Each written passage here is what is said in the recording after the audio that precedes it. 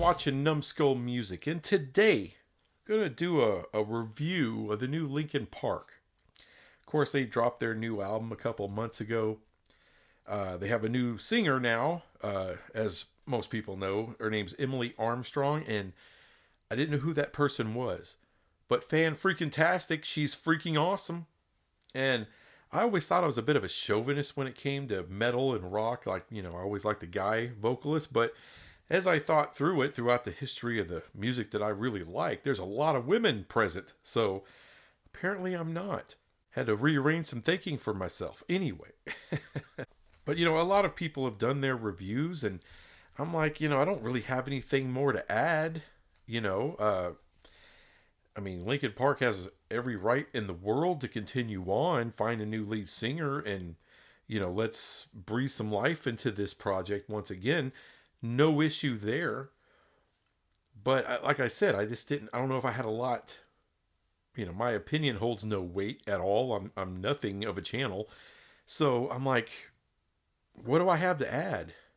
I kept coming back to an Alice in Chains album called Blue Gives Way to Black. That was their first album that they dropped after the passing of Lane Staley, and with their new vocalist slash guitarist William Duvall. And kind of the circumstances for both those bands for their next iteration, after the tragic end of their lead singers, both Lane and Chester, a lot of parallels there. So I'm like, okay, so that kept coming back into my head, let me just kind of compare both these things. And really, the both albums kind of suffer from some of the same things.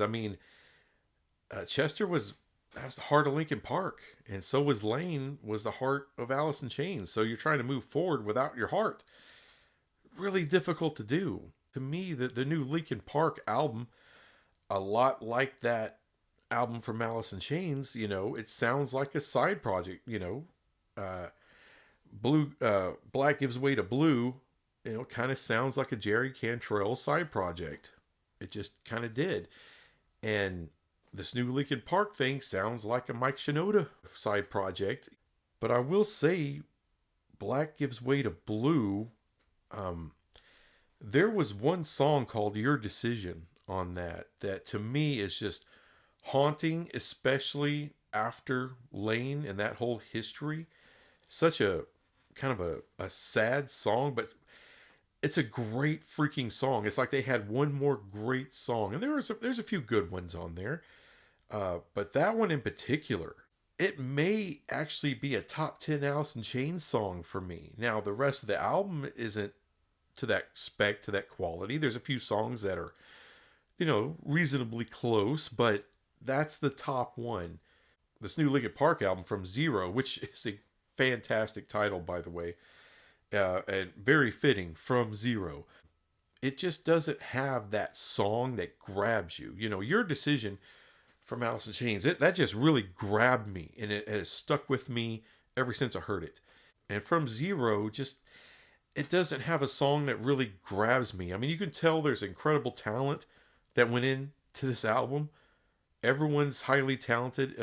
Emily Armstrong, as I said before, fantastic freaking vocalist, adds so much. But, if you think about it, did Mike Shinoda vocally have a whole... Was he like a legendary part of the band vocally? Even though he was on major hits, doing his little rap thing and all that. But it's not that distinctive.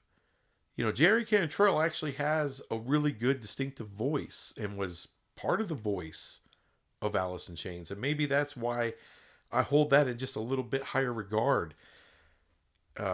With Alice in Chains post Lane Staley, there was still some nostalgia there for me, which I don't really get that much from Mike Shinoda. And nothing against Mr. Shinoda. He's very talented. I just think, apparently, at least for me, way it kind of comes down to it is Jerry Cantrell is just a little bit better of a songwriter. He is a little more talented that way. And it's not like there's been a plethora of hits post Lane for Alice in Chains. There hasn't been. I think the closest thing they had to hits was on that first album, and after that, not so much. Both of them now kind of suffer uh, from the same thing from a lot of rock bands once they get into their 40s.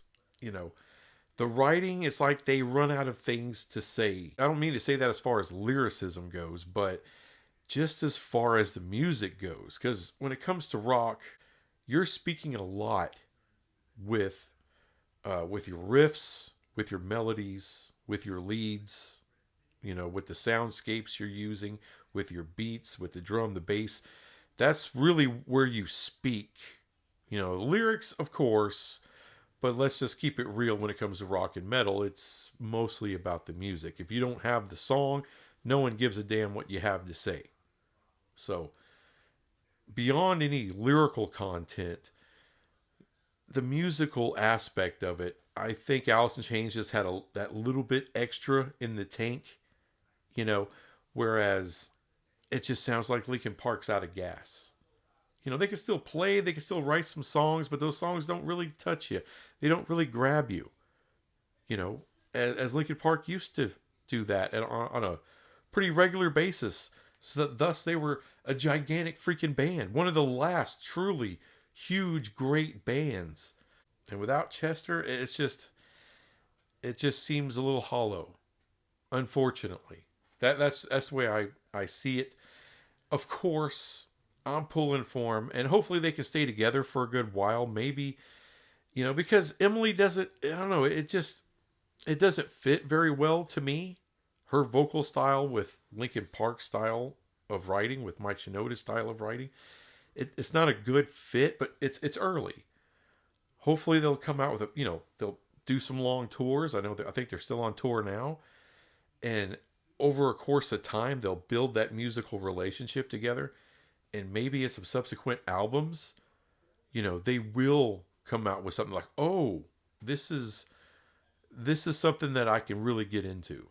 But just off the jump right here, it just doesn't feel like there's a ton there, which is kind of disappointing, since these guys have been kind of, since Chester's passing, has had to sit back and not do much, I guess. But I would figure they were still writing, creating, and I was hoping they would have, some songs that they had really worked over. And maybe some of these are some songs they really worked over. And if that's the case, they just don't do much for me, unfortunately.